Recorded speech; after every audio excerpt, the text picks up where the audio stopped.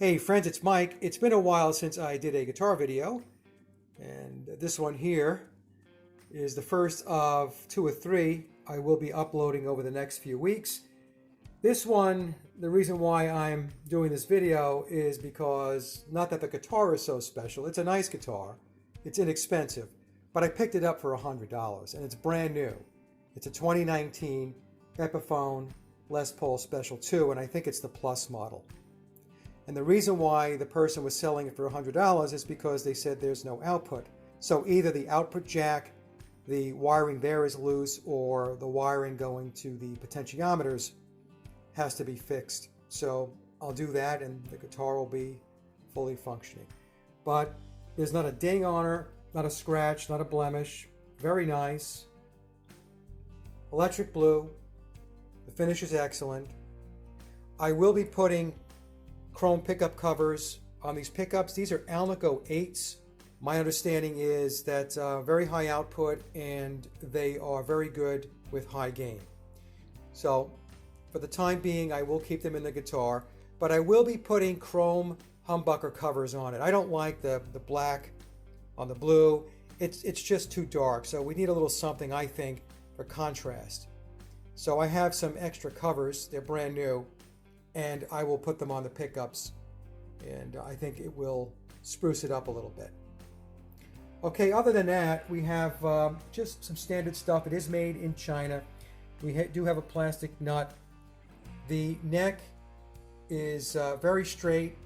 I played her a little, even with no sound. I was checking for any fretting out. No fretting out. So I don't think I'm going to need to do any fret work on her. I'll flip her over and we'll take a look at the back of the guitar. Okay, so you can see the finish is very, very nice. I really like the finish. It is a bolt-on, obviously. And there's the neck. And you can see the tuners. It's the old vintage style tuners. It does have a serial number. There you go. Again, she is made in China. There were some stickers here that I took off, and I'll get all that adhesive off. Use some compound and that will come right off. So what I'll do now is I'll fix the pickups, put the pickup covers on, and I might even put a Bigsby on her. How about that? Okay, so she's coming along. I had the Bigsby, so I put that on. Went on easy enough. Roller bridge. I believe this is a Mighty Mite roller bridge that I had in inventory. The pickups I have taped down right now because I tried to put the covers on, but these covers, the spacing is off, and I believe this is Gibson spacing. And the way you measure the spacing is from the center of this hole to the center of this hole, and the difference between Gibson and the imports is slight, but it's enough that the poles won't fit through the holes. And you have to have the poles in the holes, as the old saying goes. So I had to order new covers, and they'll be in a day or two. Okay, so other than that, everything else is going along fine. You can see that I have new knobs here. I did fix the electrical issue. It was a bad potentiometer here on the volume, and I just swapped out the pot, and she works great. So no problems there. The one thing I did find that was, it's not a big deal, but, and you really can't see it now because I used my crowning file to get rid of some of the string indentations that made its way into the frets. So I don't know how that happened. The only way I could think of that happening is that at the factory, the guitar may have been being moved around and it was lying face down and the strings began to dig into the frets. It was very weird. And it's predominantly on these 7 to 8 frets here. And so I used my crowning tool. Let me see if I could find it here and show it.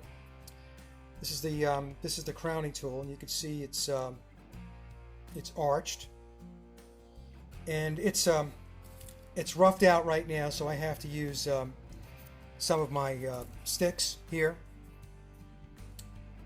these mesh sticks, and smooth it out, and she'll be in good shape. That's it. Okay, I will have to clean up the fretboard. It is kind of dirty. And also I wanted to mention that the tuners, I don't know if I mentioned this in the first part of the video, but they work great. They're nice and smooth. There's no play in them, so I was very happy about that. I read some reviews on the Epiphone Special 2, and a lot of people did not like the tuners. They said they were slip and play, but these are fine, so I'll keep them. Okay, so she's coming along, looking good, and I'll be back as soon as I get the pickup covers in, and I will install them, and then we can string up the guitar. Okay, so she's done, and I think she came out pretty darn good. And I'll just go through some of the stuff that we did. The tuners are fine. Like I said, there's no play, so they stayed. The nut is the original nut that came with the guitar.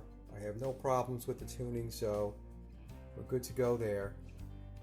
The pickups, now that was interesting. I tried to go with chrome covers, but the way the pickup holes are routed on this guitar, you can only get pickups in that have no covers. It's the strangest thing. So I had these set of zebras from Dauntless. The neck pickup is about 8,000 ohms and the bridge is around 14,000, so it's hot. And I plugged her in last night and played, and she sounds great. And what I will do is I will do a jam video with this guitar and two others that I'm working on. This is the first one in that queue. And again, I have the roller bridge. We have the Bigsby.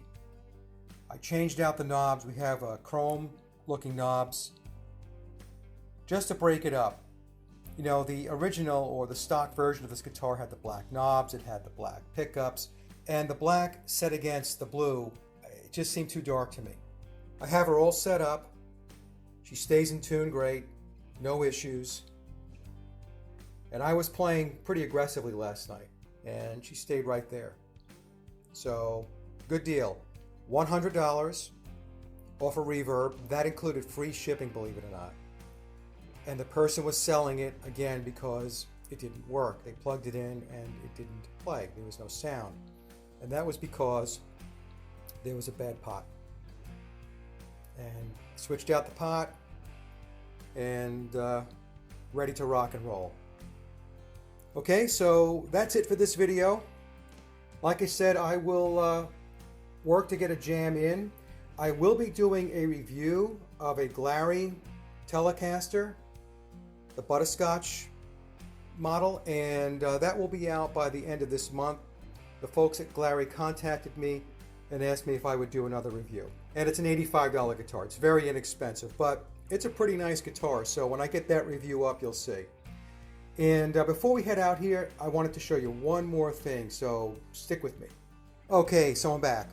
Here is my Les Paul 100. This guitar I've had for a long time, about 10 or 11 years or so.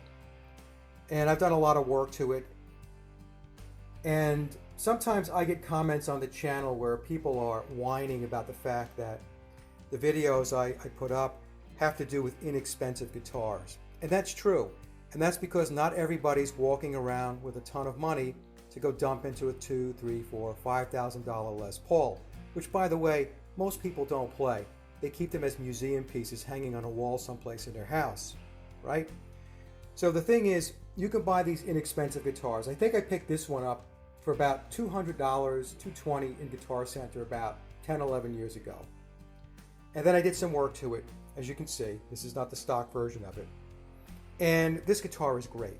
So the point I'm trying to make here is that here we have an Epiphone Les Paul 100, and the blue guitar is an Epiphone Special 2.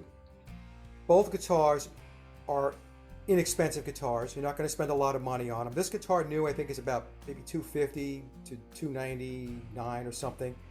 And the Special, I've seen them between $200 and $250.